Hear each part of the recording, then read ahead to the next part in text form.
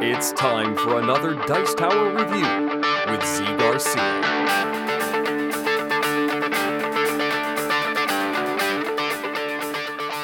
Hey everybody, today I'm taking a look at Kronia, a small card game, a blind bidding game in which you are attempting to make offerings to different gods, collect their tokens, make sets of those tokens, and score the most victory points. I don't know what it technically is.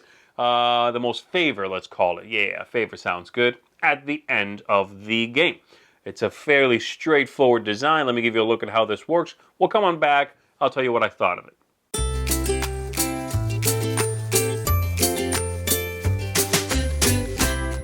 So here's what the game looks like. Set up, we have the 3 temples, which are holding places for some tokens. Everybody gets a deck of cards, their own deck with numbers 1 through 12. Everyone has an identical deck. We set out the tokens here, the hexagons, as reminders of the values of the tokens, which are in the bag. The bag is filled with these differently colored tokens here. And we are going to pretty much be ready to play. Everyone also gets a little cheat sheet in their color to help them with some end game scoring and some combinations they might want to go for. So we'll set that aside for now. We'll come back to it. Besides everything you are seeing here, there are also a couple of variants which give little powers to the temples here. You can choose to play with those. And there's also the Hades token, which you can add to the other to the rest of the Pantheon here, and a couple of black tokens that correspond to Hades that would go in the bag, and a place for a token from Hades. The idea is, quite simply, what I'll say is that the bid for Hades turns everything on its head, and it forces players to avoid a bad thing as opposed to try to gain a good thing. That's it. That should give you an idea of what I'm talking about once you see how the rest of this works. So let's kick it off right away. The game's going to be played over 12 rounds. During each round, the start player is going to reach in the bag. They are going to draw 4 tokens. 1, 2, 3, 4. And then they are going to take one and throw it back in. So I'll get rid of one of these, and then I'll place these on the 3 temples. It doesn't really matter where they go, you just place them out. This is what's on offer. And then that player is going to play a card to one of them. And so I could play my card here. Don't forget, these have different values, and so as you can see, the yellow token here, being the most powerful, belongs to Zeus. That is 5 victory points at the end of the game. The blue one would be Poseidon's token for 3, and then this one is 2 for Artemis. And so I've played there, and I've played whatever number I want to. Then the next players would do the same thing, all the following players. So this player's going to play here, and this player is going to play also where I played. So they'll play on top of my card like this. And then this player sees no one's fighting over this one. Fine. They are going to try to go in there. Once that's done, then one more time around the table, each player gets to do one of 2 things. You can switch your card, pull it back into your hand, and play a new card to the same place. Or you can move the card you've already played to a different place. The main rule to remember here is that if you do either one of those things, your card comes back on top of the pile. So if I move from here to here with this card, it will come in on top of every card laid already there for tie-breaking reasons. So let's say I take a look at this card, and I am going to move it here, like I just did. So I'll do that. And then the purple player here is perfectly content. They'll leave it alone. They'll leave it alone. The red player is going to pull their card back and play a different card there. And then the green player takes a look at this. They have some competition now, so they'll pull their card back, and they are going to switch it with this card here. And again, now they go on top of the stack. Once this is done, we reveal everything. So the red player takes this with a 5. They get that token, and since this card has a small little star, the 1s through 5s do that. So 1, 2, 3, 4, all the rest do not. This is an endgame scoring bonus. So they're going to put that card aside like so. That's going to hopefully give him some points at the end of the game. Purple gets this one, and this card will be gone. And then these two players, this is the first card, this is the second. If there had been a tied first card takes it, but in this case, the yellow player takes it anyway. And so I take that. This card is gone, removed from the game, and the yellow player, the green player rather, the one who did not win, takes this back and then can get rid of any one card in their hand they want to, okay? So it could even be the same card, they just get rid of it, but they have to make sure that their hand size is the same as everyone else's. If you lose, you get the card back, you can get rid of any other card or even the same card. And that's one round. The next player would now take this, so star player passes, they take the bag, they draw 4, they pick 3 of the 4, play them, we play cards, we continue until we've played all of our hands of cards, and then we score.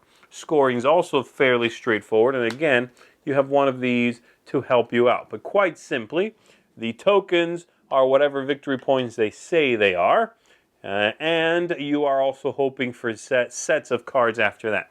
So let's say our good player here, red player, has taken that, and let's give him some more things. Why don't we?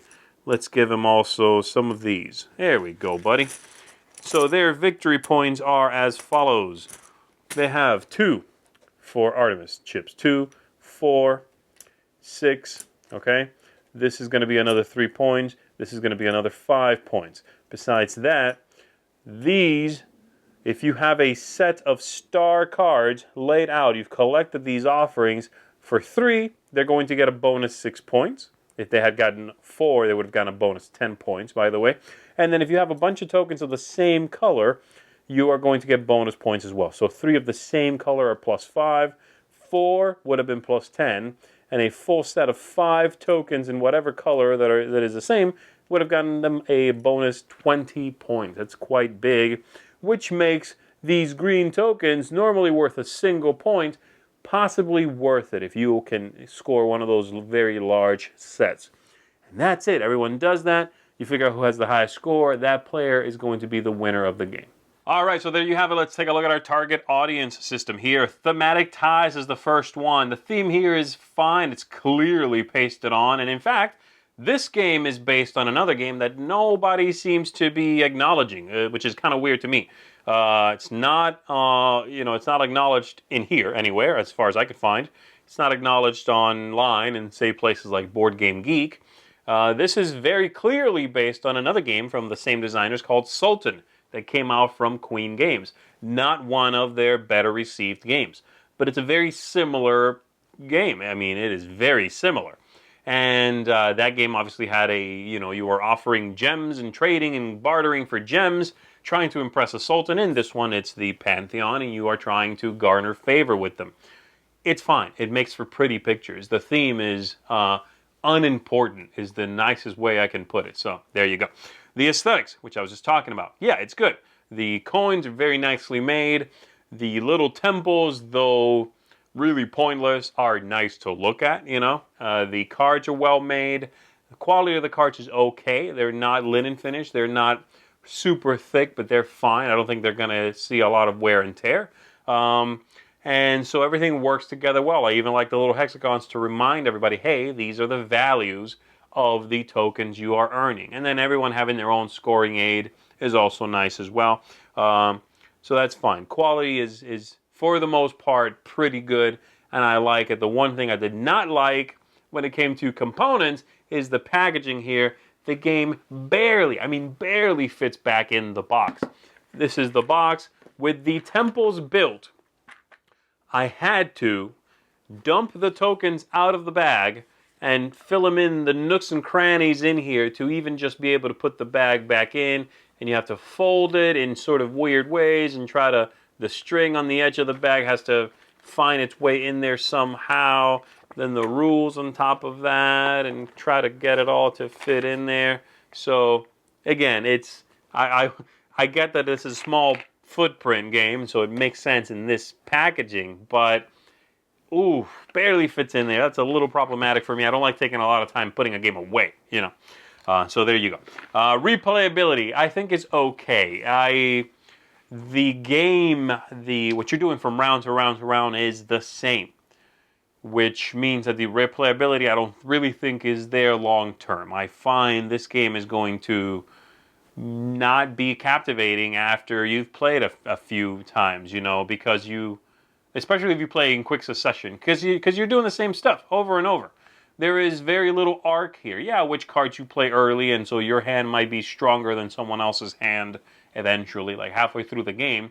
You might have gotten rid of all your small cards, so you can sort of, go in there and trump. But there is not a lot of differences from card play to card play, so I don't think the replayability is high, actually. The game length is, for the most part, fine. I think 12 rounds is okay. It might, for the amount of thought that goes into this, it might be just a hair long. The game lists itself at 20 minutes. I think it's a little longer than that.